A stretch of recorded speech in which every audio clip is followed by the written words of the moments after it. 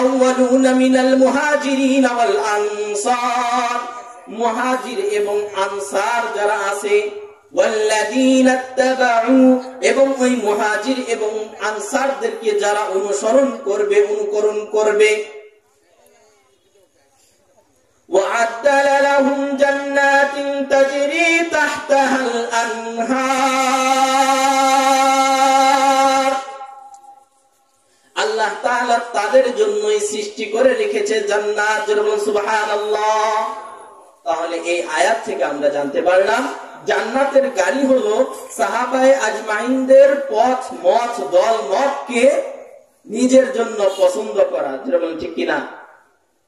সাহাবায়ে আজমাইনদের দল মত পথ যেটা, এটাই হলো জান্নাতের পথ, আর এই রাস্তাই হলো জান্নাতের রাস্তা। এই রাস্তাই হলো আমাদের সঠিক রাস্তা। তাহলে এখান থেকে আমাদের জানার বিষয় হলো জান্নাতে যে যাব, জান্নাতে যাওয়ার জন্য আমাদের দল মত পথ হলো কি? বলেন তো, দল মত পথ কি? সাহাবায়ে আজমাইনদের দল মত পথ।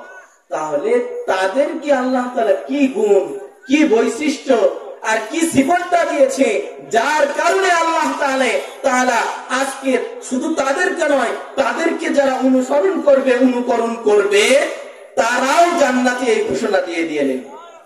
এর কারণটা কি? আল্লাহ রাব্বুল ইজ্জত পবিত্র কালামে পাকের ভিতরে তাদের কিছু গুণ বর্ণনা করেছেন। আল্লাহ রাব্বুল ইজ্জত বলেন, মুহাম্মাদুর রাসূলুল্লাহ ওয়াল্লাযীনা মা'হু আশিদ্দাউ আলাল কুফফার রুহামাউ বাইনাহুম তারাহুম রুকআন সুজদান ইয়াবতাগুনা ফাদলাম মিনাল্লাহি ওয়া রিদওয়ানা সীমাহুম ফি বুজুহিহিম মিন আতারিস সুজুদ। আল্লাহ রাব্বুল ইজ্জত বলেন, মুহাম্মাদুর রাসূলুল্লাহ ওয়াল্লাযীনা মা'হু, আমার রাসূল এবং রাসূলের সাহাবীগণ, তাদের বিশেষ কিছু গুণ। তার মধ্যে থেকে এক নাম্বার হলো আশিদ্দাউ আলাল কুফফার। এটা কয় নাম্বার? এক নাম্বার। বলেন তো এক নাম্বার কি? আশিদ্দাউ আলাল কুফফার। দুই নাম্বার বলেন রুহামাউ বাইনাহুম, এক মুসলমান আরেক মুসলমানের জন্য নিজের জানকে বিলিয়ে দিবে। আমি সহজ তর্জমা করতেছি, মানে শাব্দিক অর্থ উঠাইতেছি না। এক মুসলমান আরেক মুসলমানের জন্য নিজের জানকে বিলিয়ে দিতেও প্রস্তুত থাকবে। যেন বলুন ঠিক কিনা?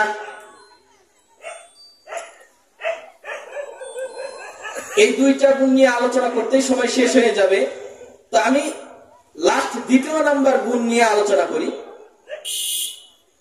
এক মুসলমান আরেক মুসলমানের জন্য নিজের জানকে বিলিয়ে দিবে। এর নমুনা আমরা দেখেছি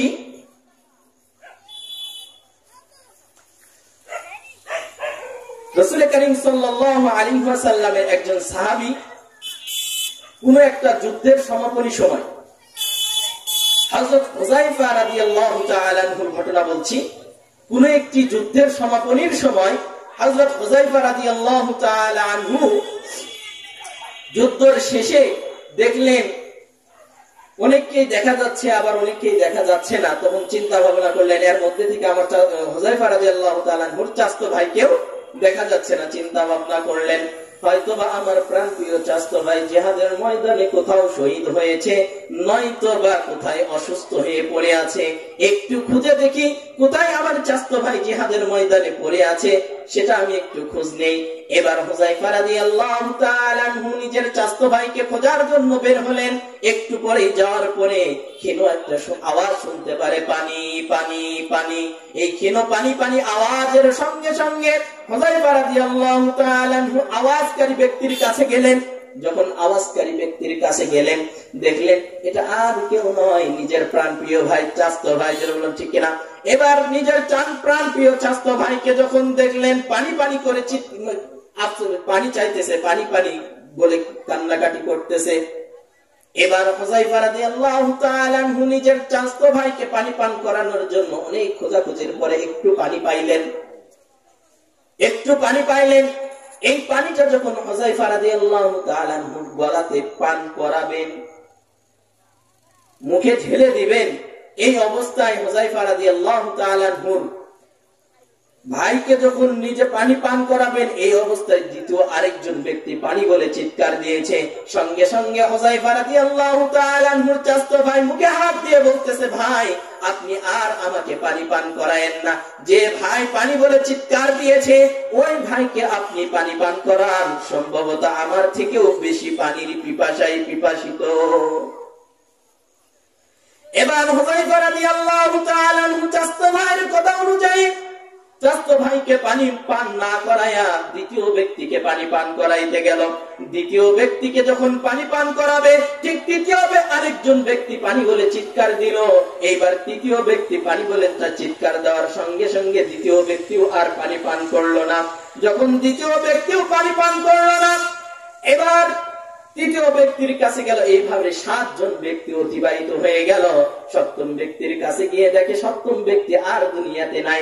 রফিকে আলার ডাকে সাড়া দিয়ে দুনিয়ার মায়া ছেড়ে আল্লাহ তাআলার শাহাদাতের মর্তবা গ্রহণ করে নিয়েছে।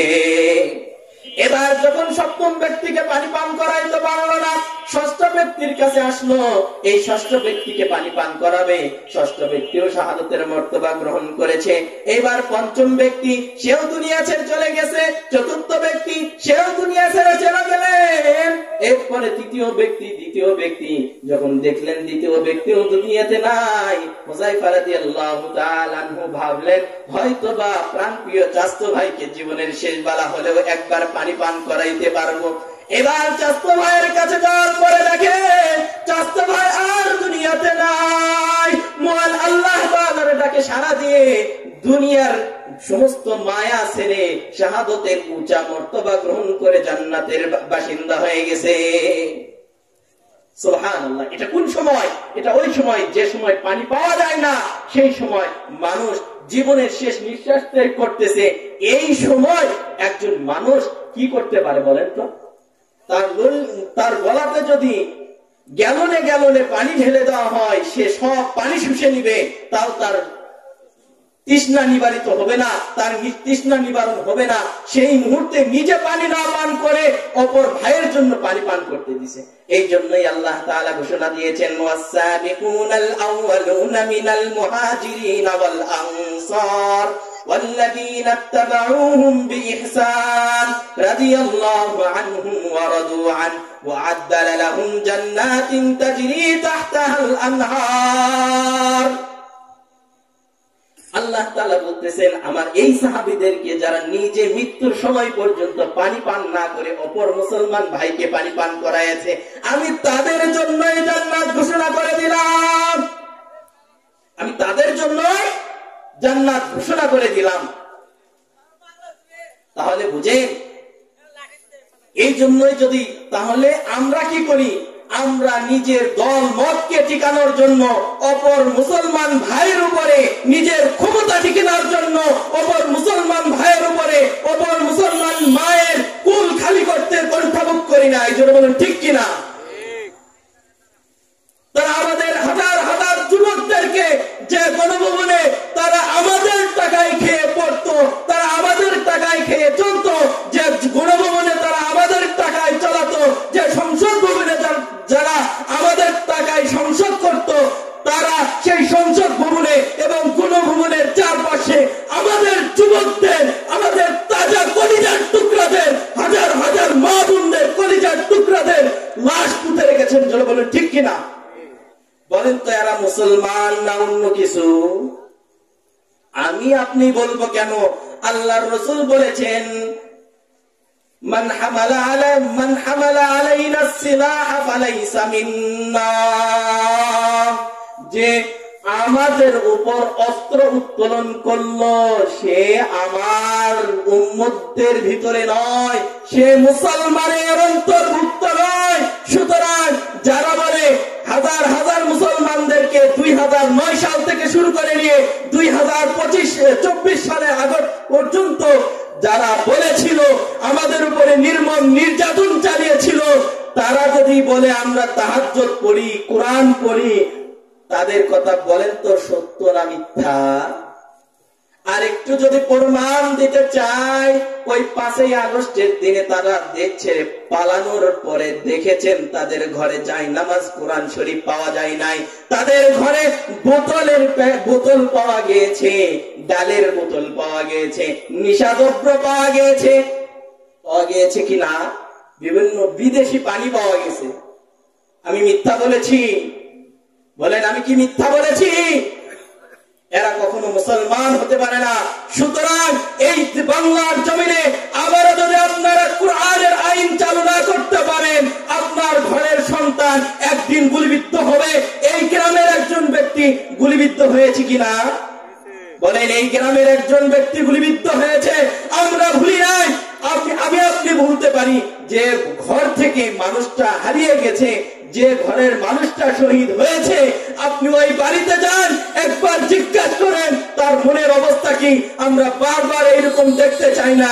এই রাষ্ট্রে আমরা আমাদের ওই স্বাধীনতা থেকে শুরু করে নিয়ে আমরা যতবার দেখেছি, শুধু এই দেশ না, ইংরেজ থেকে আমরা পাকিস্তান আলাদা করার পর থেকে দেখেছি, যতদিন পর্যন্ত ওলামায়ে কেরামদের হাতে কোরআন দ্বারা এই রাষ্ট্র পরিচালিত না হবে, ততক্ষণ পর্যন্ত আমি কসম করে বলতে পারি প্রত্যেকটা সময় আমাদের দেশের যুবকদের তাজা রক্ত যাবে যাবে যাবে।